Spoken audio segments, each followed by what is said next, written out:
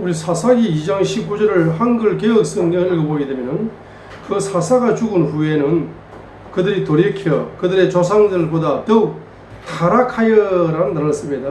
더욱 타락하여 다른 신들을 따라 섬기며 그들에게 절하고 그들의 행위와 패역한 길을 거치지 아니하였으므로, 이렇게 타락이라는 단어를 한글 개혁 성경에서는 사사기 2장 19절에서 타락이라는 단어를 썼습니다. 그런데 우리 킹 제임스 헌정역 성경에서는 타락이라는 단어를 쓰지 않고 부패라는 단어를 쓰고 있습니다. 사사기 2장 19절에 그 재판관이 죽은 뒤에는 그들이 되돌아가서 자기 조상들보다 더욱 부패하여 다른 신들을 따라가며 그들을 섬기고 그들에게 절하며 자기들의 행위와 완고한 길에서 떠나지 아니하였더라, 이렇게 말씀하고 있습니다. 그래서 바로 사사기 2장 19절로 보게 될 때에 우리 조상들에게 이 우상을 숭배하게 되면은 그 후손들에게는 우상의 영이 전이되어 흐를 뿐만 아니라 그 우상의 영 속에 흐르고 있는 부패의 영이 전이되어 흐른다는 것을 보여주고 있는 것입니다. 자, 그래서 지금 우상의 영이 흐르면서 후손들에게 부패의 영이 흐르고 있는 거죠. 여러분, 이 사사기의 역사를 보게 되면은 부패의 영이, 그러면 부패의 영이 흐르게 되면은 제일 먼저 어떤 분야의 부패의 영이 흐르는 것입니까? 그래서 사사기의 마지막 마침표를 찍으면서 지금 사사기 지금 마침표를 찍으면서 사사기 이제 17장과 18장을 먼저 이야기를 하는 겁니다. 먼저 이야기를 해서 이 한 개인이 미가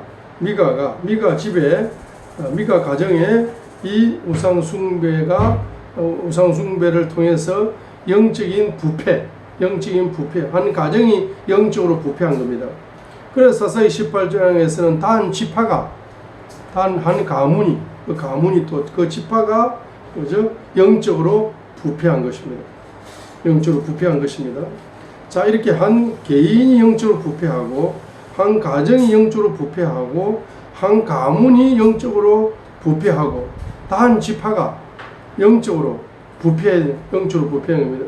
자, 영적인 부패, 이 영적인 부패는 곧 정신적인 부패, 도덕적인 부패를 가져오는 겁니다. 자, 영적인 부패는 바로 정치적인 부패를 가져오는 거죠.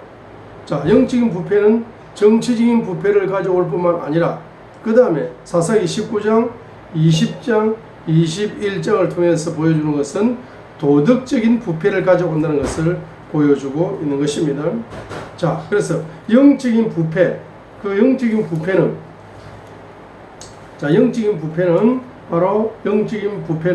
첫 번째로는 영적인 부패. 그래서 열왕기상 16장 29절로 33절에서 오므리의 영적인 부패, 오므리 한 개인의 영적인 부패가 아합의 가정의 영적인 부패로 발전해가지고 아합이 이세벨과 결혼을 해서 영적인 부패로 발전하는 거죠.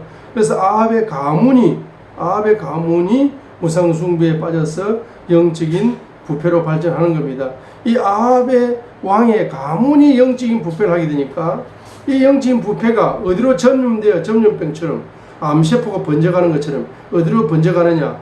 바로 국민들, 백성들 속으로 영적인 부패가 번져가는 겁니다. 자, 이렇게 영적인 부패가 번져가게 되니까 영적인 부패는 바로 정치적인 부패를 낳는 겁니다. 정치적인 부패가 또 어디에서 시작됩니까? 바로 열왕기상 18장 바로 19절에 보게 되면은 그런즉 이제 사람을 보내어 온 이스라엘과 또 이세벨의 상에서 먹는 바알의 선지자 450명과 작은 숲의 선지자 400명을 갈멜산으로 모아 내게로 나오게 하소서 하는데, 이 열왕기상 18장 19절에 보게 되면은 바로 이세벨 여왕, 이 이세벨 여왕의 바로 식탁에서 바알의 선지자, 우상 종교 지도자 400명이 식사를 함으로써 여기에서 영적인 부패한 자들이 바로 이세벨 여왕과 식사를 하면서 대화를 나누면서 이렇게 정치적인 이야기를 하는 겁니다. 정치인 이야기를 하니까 정치적인 부패가 오는 거죠. 정치인 부패가 오게 되는 것이고, 사사기에서는 17장과 18장에서는 우상 숭배를 통해서 한 개인의 영적인 부패가 미가 가정의 영적인 부패로, 한 지파의 영적인 부패로 전염되어져 갔다. 그 영적인 부패가 와가지고 바로 또한 19장, 20장, 21장을 통해서 도덕적인 부패까지 왔다. 도덕적인 부패까지 와가지고 사사기 1장에서는 이스라엘 민족이 누가 먼저 가나안 족속과 싸우러 올라갑니까? 하고 유다 지파가 먼저 올라가라고, 이제 가나안 족속과 싸우는 이스라엘 민족이 영적인 부패가 오고 정치적인 부패가 오고 도덕적인 부패가 오니까 11지파와 베냐민 지파가 서로 같은 지파끼리, 같은 동족끼리 치고받고 싸우는 이와 같은 싸움을 통해서 경제적인 손실을, 영적인 손실, 정신적인 손실, 경제적인 손실이 경제적으로 측량할 수 없을 정도로 많이 온 사건이 사사기 19장, 20장, 21장이죠.